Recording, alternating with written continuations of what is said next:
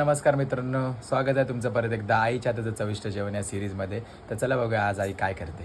मी आज बनवते आळूवडी आणि ती मी कशी बनवते ती बघा. आणि ही आळूवडीची पानं ही आमच्या गावची आहेत, आमच्या घरची आहेत, आमच्या घरी लावलेली, मी गावावरून आणले.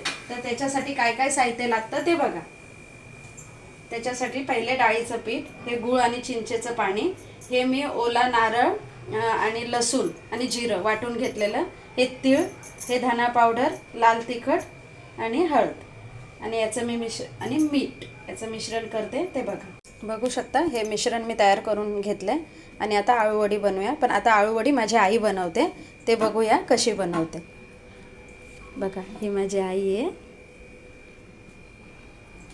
माझी आई आहे, बघा कशी बनवते.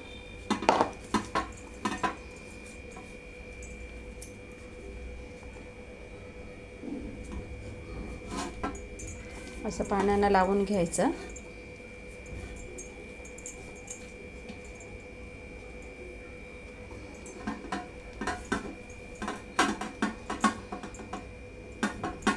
असं पाण्यानं लावून घेऊन मग ते असा लोंढा गोल गोल करून घ्यायचा आणि मग 15 मिनटं वाफवून घ्यायचं आणि मग नंतर आपली वडी तयार.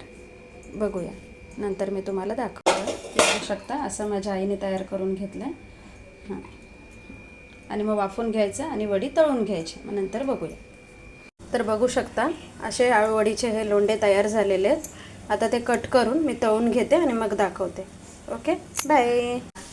बघू शकता मी असं तव्यावरच फ्राय करून घेते.